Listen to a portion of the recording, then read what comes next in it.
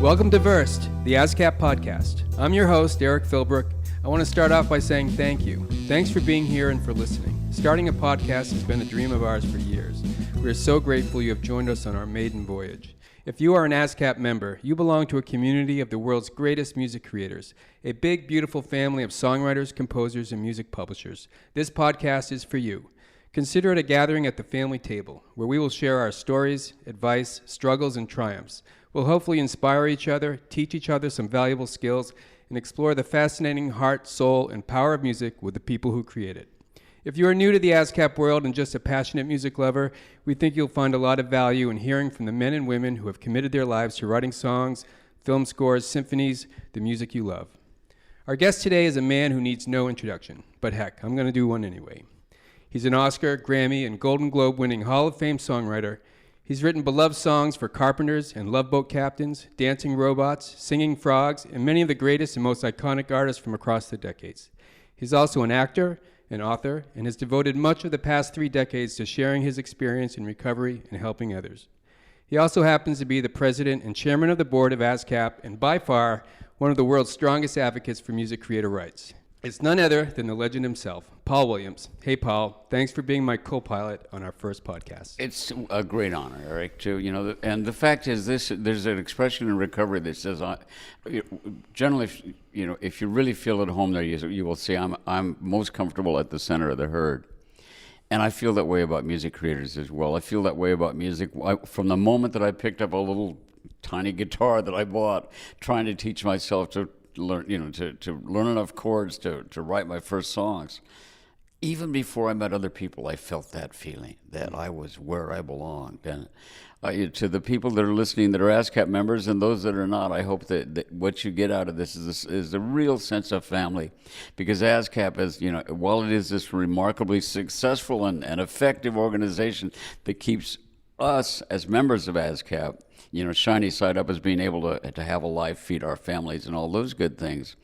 The fact is that there is a sense of community that is just one of the healthiest, most life-giving, and really, really a sense of just belonging that I cherish. And it's as an ASCAP member first, as an American songwriter first, that one of the smartest things that ever happened to me was wandering over to ASCAP. Well, I've always enjoyed you waxing philosophical about the joys of creativity. I have a black belt in wax. Right. That joy has brought you great success in your career and a wide and wonderful array of projects and experiences. Yeah. Today, I thought we could talk a little bit about those unexpected paths that your career can take, and what other artists can do, other writers can do when something comes their way. Yeah, I think it's interesting. There's a lot of information in what you just said when something comes your way, because we go out looking for this stuff. But so much of my life that has been, the most successful, the most enjoyable, are the big surprises, and none of them, in my case, have been things that are kind of, down the middle of this says if you do this, and you follow this particular path, you're going to be a monstrous success. Because every time I tried to follow that path and write, and even try to write for that, right down the center, nothing really happened. I've got a drawer at home full of great songs that were written trying to write, what I thought was going to work. What has been most exciting about my work is that I've fallen in love with a variety of people along the way that create music and films and whatever. Mm-hmm. And I've had the chance to work with a lot of them. And they're very, very different, weird projects. I mean, you look at everything from Bugsy Malone or when the Carpenters exploded on the scene, basically, I think When We've Only Just Begun was number one. The number one album in the country was, I think, Inagata Davida. You couldn't get any further away from Down the Pike, know.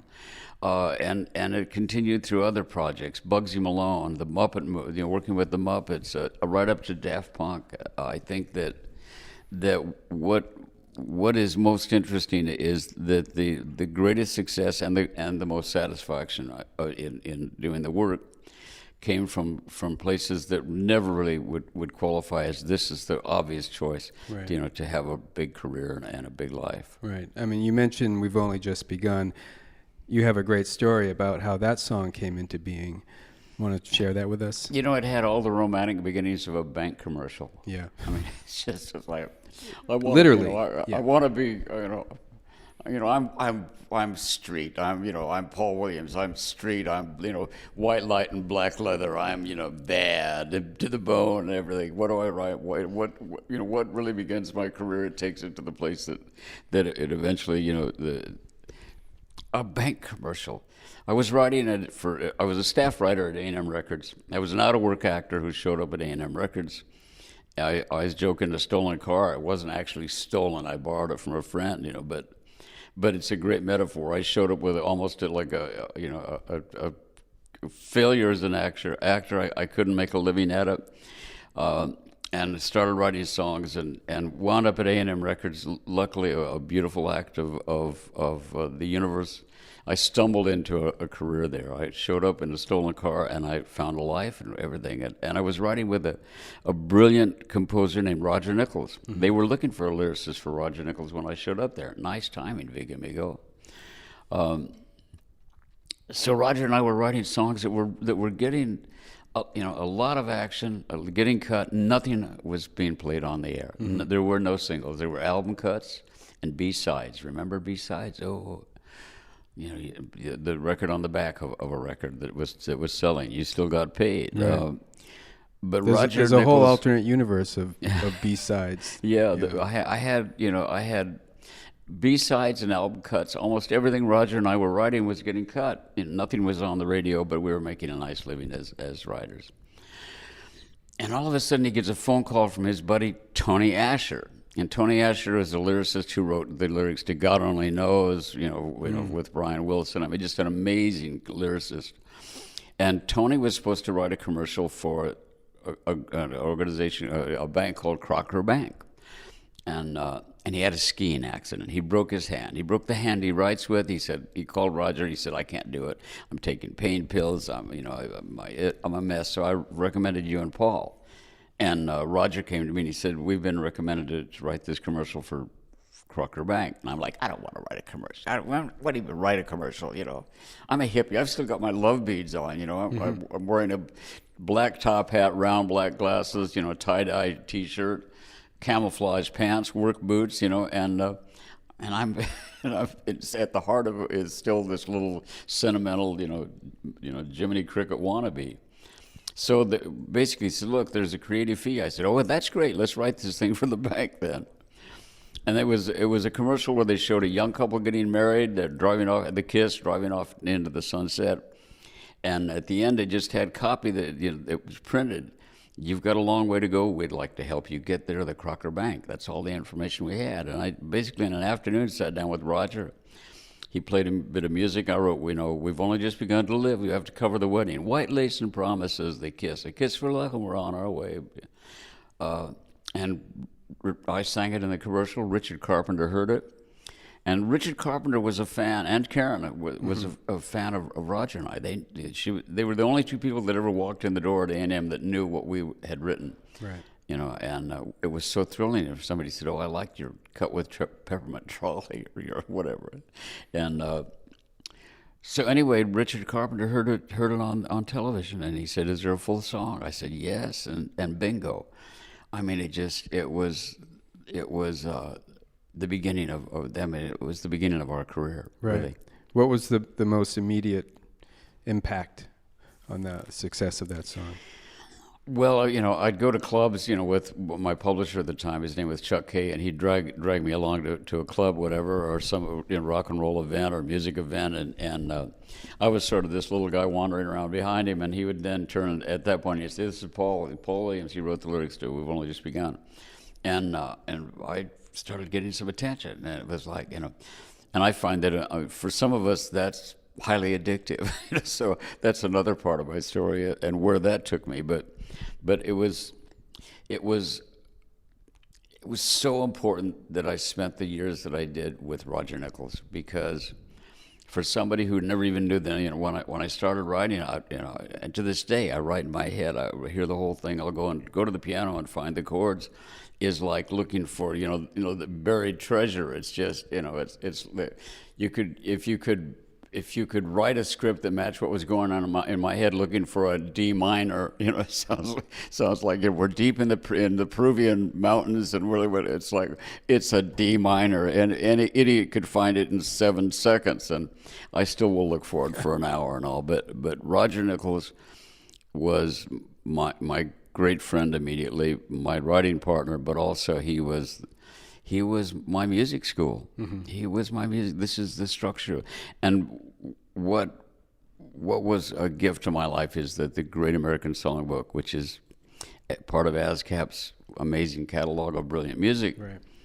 The Great American Songbook was what I listened to. When I was in high school, I didn't listen to a lot of rock and roll. I discovered rock and roll through the Beatles years later. But I was in high school during the birth of rock and roll in all the mid-'50s. And didn't listen to it. I was listening to Gershwin. My favorite writers were the Gershwins. Rodgers and Hart, Rodgers and Hammerstein, Johnny Burke. Here's That Rainy Day, Pennies from Heaven. That's where my heart was, and that's what I responded to. So meeting Roger Nichols was a great opportunity to write in a very kind of a traditional fashion. Right. And it was just an amazing beginning. Well, and now you're part of that Great American Songbook yourself. So while your music started making connections with audiences, no career is ever on an ever upward arc. You have some ups and downs. Let's talk a little bit about something that happened to you in the mid-'70s, where a work didn't connect with an audience, and I'm talking specifically about your film work with Brian De Palma. Well, Phantom of the Paradise, it's a slow burner, but it eventually, it's almost hot now. It's right at the edge of hot. I was a contract writer at A&M Records when Brian De Palma came to meet with a guy named Michael Arciega, who A&M had hired as a kind of a liaison to try to get more A&M music into films. So Brian De Palma met with Michael Arciega, and my name came up. At the time, I was beginning to do pretty regular. I think the Tonight Show was probably the thing that had made Brian aware of me. Right. Because he had. I think I did 48 Tonight Shows. I joke that I remember 6, but by then I was doing the Tonight Shows. I was making albums which were basically demos for other people to record the songs and all. But I was this kind of very middle of the road guy as far as I'd had Rainy Days and Mondays, and we've only just begun One Last Day with the Carpenters. By that time I'd had 3 hits with Three Dog Night, Old Fashioned Love Song, Out in the Country, Family of Man. But Brian talked to me about writing the songs first for Phantom of the Paradise. I was probably, based on anything you'd heard coming out of me before, I was probably the worst choice in the world to write. Why would you go to somebody, that wrote Let Me Be the One, or wrote Old Fashioned Love Song, and try to write the music of the Spheres? And I think that Brian's connection to me may have been, and I've never even asked him this. I should someday, I suppose, while there's still time. Yeah. But I think it was the humor. I think that my wife Mariana once said that, it reminded me that she saw me on the Tonight Show, and I described myself as a combination of Oscar Levant and Donny Osmond. And I think that that there was something about that Brian responded to. And as I read the script, which I love the idea, and it seemed to me that it was an opportunity to satirize all the music I was falling in love with. Right. The Beach Boys, the doo-wop 50s, and it was a really good fit. And by that time I had a great road band, and we just went in and played at doing these. I wrote the songs, we played with them, made them sound, I think, pretty much like the acts we were satirizing. I think that Upholstery by for the Beach Boys, called the Beach Bums. Right. but there was another element that came into play that was really interesting. Is first of all, he watching me and my sense of, I don't know, a kind of a comfort in a place of control where you're trying to control what's going on to create the music. Yes. He saw something that I think was kind of a Phil Spector-ish.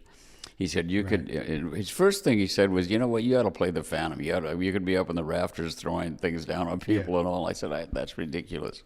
I'm not scary. You need scary." And then when he cast Bill Finley as the Phantom, and I watched his phenomenal work. He expresses more absolute, massive emotional in the subtlest fashion with only one eye showing through a helmet. Yeah. It still stuns me to watch the level of his talent when I watch the film. But he also asked if I wanted to play Swan. Yeah. Swan's a great role. Swan's the devil. He is the emissary of the devil, and there's something about playing just pure evil with a certain amount of glee that was just great fun. And the picture came out, and to quote, I think it was Sam Goldwyn talked about a picture that was a failure. He said people stayed away in droves. They stayed away in droves of Phantom, and basically nobody went to see it, except there were two cities in this world that have had especially one of them that's had a huge effect on my life. Yeah, in Winnipeg, up in Canada, in Winnipeg, peggers loved the film, and a certain age level, and it played there. It's still playing there. I mean, it's amazing. And the other place was Paris, and in Paris it ran for forever. It seemed like in one little theater. And years later, I met two Frenchmen, who met at a screening of Phantom. I went to the theater. They saw it 20 times together. Wow. They asked if I'd work with them on an album, and of course it was Daft Punk. Wow. So, but here's the gift in Phantom of the Paradise being a failure that I think, in a sense, helps me maintain a mindset that is really constructive. Is that I maybe do my best. First of all, I think I do my best work when I'm lost, and Noah's a gift. I didn't get the career that I wanted as an actor, and I found songwriting, I found music. Phantom of the Paradise was not a success. Right. It was not an immediate success, but the people that loved it brought an energy to they found a mission almost. You've got to see this movie. And amongst the people they would drag to see this movie that they'd never heard of, why would anybody want me to go look at a 1974 musical that was a failure? And out of those people, a few more fanatics would be born. And so the people, the peggers, the people of Winnipeg, created this growing family of just where Phantom of the Paradise was almost a religion. And as time passed, these people became friends, not fans. Right. They became friends. And then they became family. And all of a sudden, I'm like, it's 45 years later. What is it, 1970? Yeah, exactly. Yeah, 45. It's 45 years later. And I'm experiencing, this remarkable, this resurrection. You can't even call it a resurrection because it didn't. If it had been a mild success, even I don't think it would have the following it does today. Right. Yeah. And you had a fan in Guillermo del Toro as well, right? In Mexico City, I think he was 16 years old at the time. This kid shows up at a concert that I did with a Phantom of the Paradise soundtrack for me to sign. Yeah, and so it's like.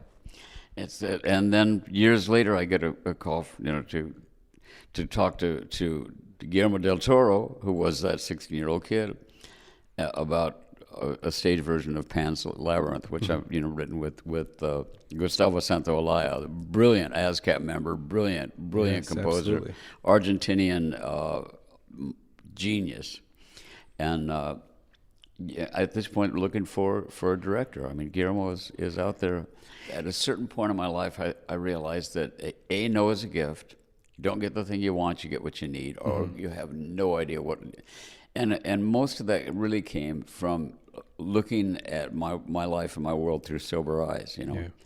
I became better at showing off than showing up. I was getting a lot of attention for the songs I was writing that were successful, and and all of a sudden, if you put down a camera and a couch, Paulie Williams would plop into it like he's home at last. Hi, here's America's sweetheart. Let's get to know each other. And the fact is that while this was happening, my addiction to alcohol and cocaine was growing. Right.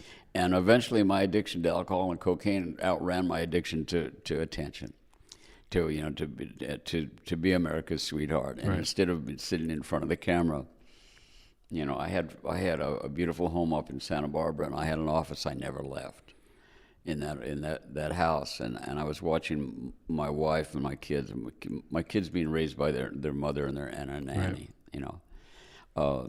And in 1989, I had my last drink, and March 15th, I celebrate, my continuous sobriety, and it's been the most amazing 29 years of my life. And one of the things that I began to notice is that first of all, that sense of belonging. I mean, that absolute sense of, and it began with me doing something I hadn't really done before, and that's, if turning to people, strangers, and saying, I don't know how to get out of this. Right. I don't know what I'm doing, and I desperately need help. Will you help me? And people came out of the woodwork. That's great. That community was monstrously devoted. We get to keep the miracle by giving it away. That's how I stay sober is by talking about recovery. And there was an interesting moment, incidentally, for me as in 2009. I was. I joined the ASCAP board in 2001. In 2007, I became writer, co-chair. Right. And in 2009, I was elected president and chairman of the board. And at the time, the CEO was a man named John Lofrumento.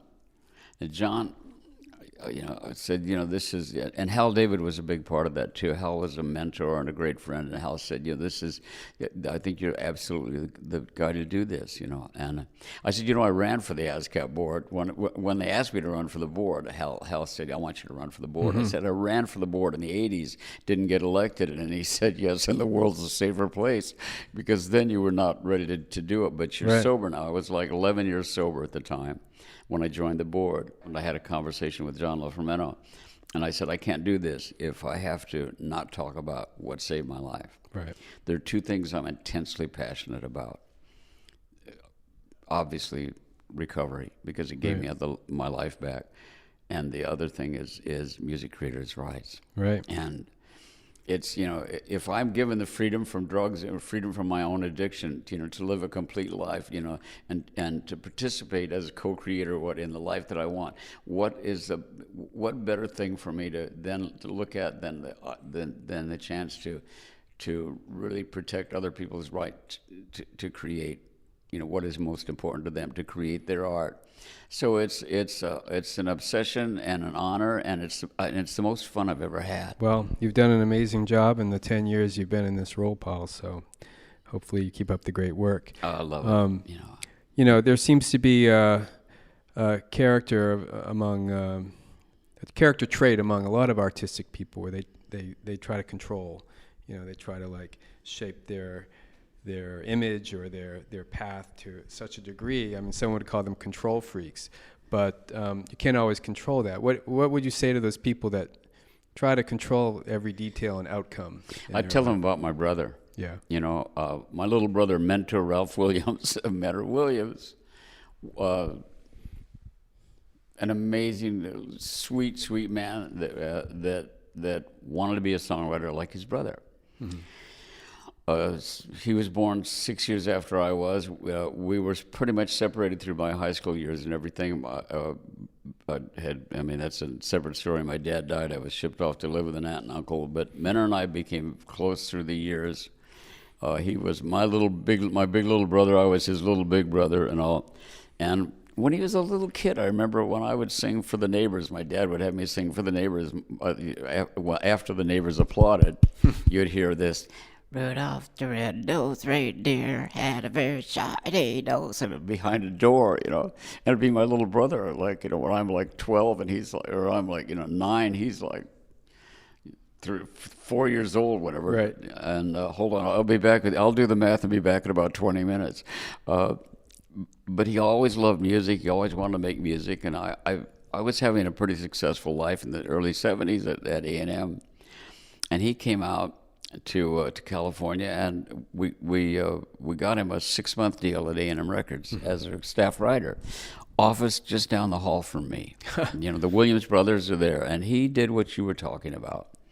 He had, he said, I'm gonna write. If I'm gonna find that path right down the center, I'm gonna listen to what's happening, and I show that I can do it too. And nothing worked. I mean, he wrote some wonderful stuff that just didn't click. Right. And people wouldn't listen. In those days you had vinyl dubs, and nobody listened to the whole song. Right. And so all of a sudden it's a Saturday before he has to clean it. The 6 months are up. It's a Saturday. It's pouring rain at A&M Records, which incidentally is the old Chaplin movie studio. It's a lot with sound stages and offices and all. So there's nobody on the lot. It's the guard at the gate, and men are sitting in his office all by himself looking at the stuff that he has to get out of there by Monday because he's being tossed out. Didn't work. And he's totally confused. I mean, he's done his absolute best to use his gift and write, and nothing's working, and he doesn't understand it. He's totally confused, and he grabs a pad of paper, a yellow-lined pad of paper and a pencil, and he writes down, day after day, I'm more confused. And it's pouring rain out, so yet I look for the light in the pouring rain. He looks around the office, and he's got to get all this stuff out. That's a game I hate to lose. I'm counting on you to carry me through. He was a deeply religious man, and then he wrote it. He said it poured out of him. Give me the beat, boys, and free my soul. I want to get lost in your rock and roll and drift away. And it's an anthem. Yeah. And his contract was picked up, of course. I lost my brother 2 years ago, and he'd been sober 12 years when he passed away. He and I shared sobriety for those last amazing years of his life, and really found each other. I mean, really began to hear each other. But the lesson with my brother, and the lesson for me, and I think the lesson for all of us, and I love telling that story, is by understanding that in the center of your chest, what you're feeling is a gift for the rest of the world. If you can share that, what you give anyone who hears it and is the least bit open to it, you give them the opportunity to go, oh my God, I feel that too. That's me too. And in a way, and it's what a great song does. Yeah. Is it tells you you're not alone. Right. Because the things that make me cry that I'm willing to put down. I mean, even when I look like an absolute wimp, if I write a song that most people don't know called That's Enough for Me, that's all the hero I need to be. I smile to think of you and me, and how our pleasure makes you cry, or how our pleasure makes me cry, is something that most men, real men, don't talk about how they cry, when they're making love or whatever. But if I'm willing to share that, and somebody else hears it, I've offered a connectedness that is. Yeah, all of a sudden I'm hearing REM's, that's me in the corner. That's my religion, Right. Well, there's such tremendous value in that gift of writing something that connects with other people, and I think you do a great job of urging younger songwriters today to understand and believe in the value of that thing that you're creating, because it's really an incredible value. One of the most important messages we have, I think, Eric, to share is that that there's so many surprises in my career, things that the time that they were created that just didn't have that immediate success or that somehow I don't think that I always saw the real value in what I was creating. But the smart thing, there wasn't really the option at the time, but I didn't give it away. One of the things we're facing right now in the industry, and it's I think it could be devastating, is the idea of buyouts. The idea of Charlie Fox and I wrote a title song for a television series that we looked at each other and went, "What are we doing?" With my great ability to spot a success, I didn't think this show would last 5 episodes, and it was The Love Boat. Yeah. And so Charlie and I wrote the Love Boat theme, and it ran first run it's playing somewhere right now. I'm sure it is. It ran first run 11 years and all. And if somebody turned to me and said, "We'll give you 10 times your normal creative fee," and I've got a car in the garage that I have payments on every month, and I need to put food on the table. It's really easy to say, you know what, right now that's kind of what I'm going to do, and by doing that, what you do is you put yourself in a situation where anybody that comes to you to hire you after that will take a quick look at your history and say, okay, I want the same deal, and all of a sudden you're denying yourself, what can be a future, right, a career, a economic connectedness to the thing that you do, that is your spirit, that is a holy thing. You're saying to the universe, you gave me this, but I don't trust that there's any real future in it. I'll take a bird in the hand. The fact is, it's like eating the golden goose sometimes. Don't eat the golden goose. Don't do that. Trust that what you have, the world is gonna connect with, and is gonna thrive and be an amazing gift to you and your family in the future. Don't sell your future. Right. Another big theme to your story is community, whether it's the music community or the recovery community, and collaboration, because it's important to remember that music creators are not alone. No, and that reaching out and making connections with other people is probably the smartest thing you can do.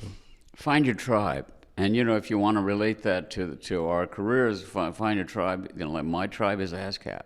I mean, trust me. I've written, with BMI writers, but my tribe is ASCAP.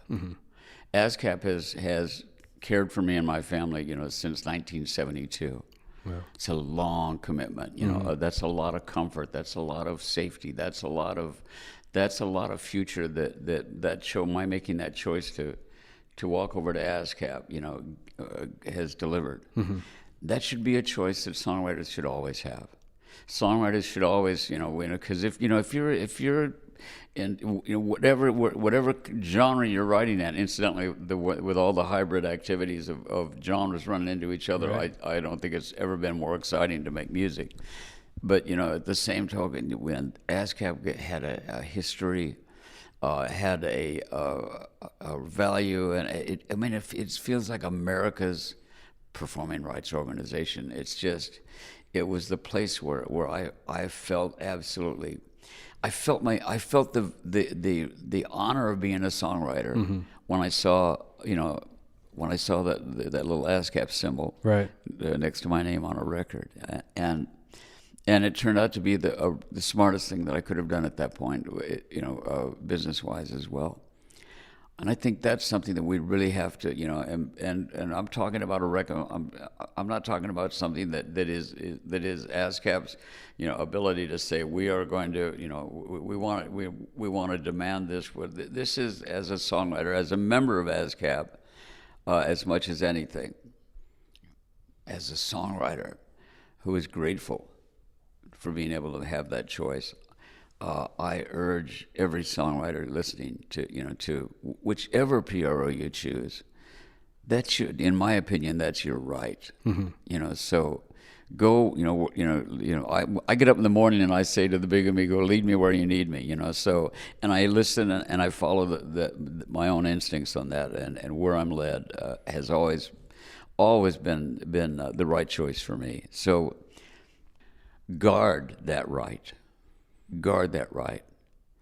And I don't think that anybody listening that is passionate about their writing, their composing, or if they're into the business side, if you're a publisher, if you love music and you want to find great young writers and give them a chance to be heard, for anybody that is in love with what we do,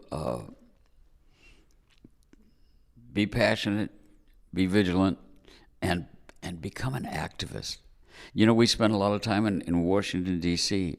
I spent with everybody. You know, it was amazing the turnout of writers and publishers and music creators. You know, that poured into D.C. trying to change the rules that we operate under, what eventually became the Music Modernization Act. It was an act of passionate devotion and an entire industry in some ways, but especially songwriters are so effective. When you go to Washington and you walk into a senator's office and they go, "Oh my God, you're Lyle Lovett." I go, "No, I'm Paul Williams." But no, but I mean, you walk in with Lyle Lovett and the senator and his staff, and they're all of a sudden, you know, pouring out of their offices into the halls as you walk by. And they love Lyle Lovett's music, and Lyle Lovett turns to them and says, "You know what? You can help us here." So to your audience, you know, if you're just starting this journey, or if you've been doing it a long time, you are needed. Yeah. You are needed, and you know, and let that fire in the center of your chest, you know, warm the hearts of the people on the Hill. You'll make a difference. ASCAP's advocacy work has been given a great boost and a platform at our annual event in LA, the Music Creator Conference, formerly called the ASCAP by Create Music Expo. We've renamed and reimagined it, and it's now called the ASCAP Experience. But it's more than just a music conference. It's music school. It's a live music festival. It's a real life social network. It's the high school quad experience that I never had until ASCAP Expo, and now ASCAP Experience. Because, you know, high school for me was getting dunked in the pool and stuffed into a locker. If I had been, you know, that you know, whether a football hero or a third string, you know, backup punter or whatever, there was something about the way that I've heard so many people discuss their high school experiences that is exactly what ASCAP Expo / experience. That is exactly what the ASCAP experience feels like to me. Mm-hmm. To be surrounded by people that are you know, on fire with the love of making music is a unique experience. To have the chance to sit down and listen to Ludacris interviewing Quincy Jones, or for me to sit down with Questlove. I mean, you would think, okay, Paul Williams and Questlove, two peas in a pod. Not exactly, but oh my God, you know, what a remarkable talent, and what an expanding creative experience he's having. You know, from the books, to his leadership, you know, in almost everything he touches, and there's so much to be learned from just, I mean, Google the man. You know, take a look at some of the things he's done. I mean, most of the people listening, I'm sure, are aware of it. But it's the breadth of those experiences at the ASCAP experience, you know, that will be a quote unquote experience that will fuel your journey. I can promise you that. I think we did it, Paul. Thanks for sharing your sage wisdom with us today, and thanks for being such a great advocate for music creators. I know how hard you work. You know, I talked about sitting down with my brother and I, the kind of relationship that my brother and I had is the kind of relationship that you and I have, Eric, at this point. We spend so much time together, and you know, so many of the things that I'm able to share that I so passionately believe in many times, that, you know, the real focus comes from our friendship and the ability to have this shared experience. So I hope that everybody, as the podcast, you know, continues on, and other people have the chance to do what I just did. I think that it's important to realize that your host, you know, Eric Philbrook, is somebody that brings so much to the table and has great passion for what we all get to do, and he's one of us, and I'm grateful for our collaborative experiences and our friendship. Well, thank you, Paul. It's an honor to walk this path with you. Yeah, me too. All right, folks. Wasn't that great? I love that man. Now for something cool from the ASCAP archives. To give you a taste of the kind of up-close and valuable insight you can gain at the ASCAP Experience next April, we'll leave you with a clip from this year's event featuring film composer Pinar Toprak. Having studied and practiced music from a very young age, Pinar earned a degree in film scoring and a master's degree in composition at age 22 before working alongside legendary composers Hans Zimmer and William Ross. She went on to make a name for herself, scoring dozens of projects across many mediums, including the massively popular video game Fortnite, the sci-fi TV series Krypton, and numerous films. In 2018, she scored the music for the $1 billion grossing film Captain Marvel, and was the first woman ever to score a Marvel movie. In May of this year, ASCAP presented her with its prestigious Shirley Walker Award at our Screen Awards in LA. In this clip, Pinar talks about her experience scoring the music for Captain Marvel. In my world, it's more commission-based, so to speak. There's a mission, there's this film or this project that you need to kind of get underneath it all and dissect. And in the case of Captain Marvel, for example, the theme, I wrote it walking down the street. And before that, there was 2 days of panic attack, and thinking that I'm done, I can no longer do this, and starting to look for alternate career options. And I'm like, it's too late, it's been announced, got to do something. So I went for a walk, which I do. I think it's so important to detach. When I get stuck, I feel like when I start overthinking, nothing good comes from that. Because, you know, even if you were to stumble upon something cool, you won't even know it because you're in that, like, crazy mode. So I just started walking, and I started humming to myself, as most LA crazy people do. And I came up with the theme, and I didn't hate it. This is kind of how I know. In the beginning, I'm like, all right, that doesn't suck too badly. And then I called a friend of mine who's in my team, and because this is the thing with Marvel projects, you can't talk about it. It's like, it's such a, you can't even think about it. It's like, you know, chips in your brain. So I sang this thing to him, and he was like, and he was out too. He was like, Pinar, you gotta hang up and just record this in your voice memo. And that's what I did, and it's still in my phone. And as soon as I got back to the studio, it's the beginning, I think. Once I get the beginning idea, the rest kind of unravels. And, you know, there can be some challenges along the way, but I think starting is the hardest. In what I do, I have to finish, so I don't have the luxury of starting something and not finishing because somebody will be calling me asking for cues. Yeah, and you know, for me, I love to sail. That's my hobby. That's how I get away. I think silence is really important, and it's the hardest thing to find. And we need to cleanse our palates. We're in such a sonically crowded world, and our world as creators, that's how we think all the time.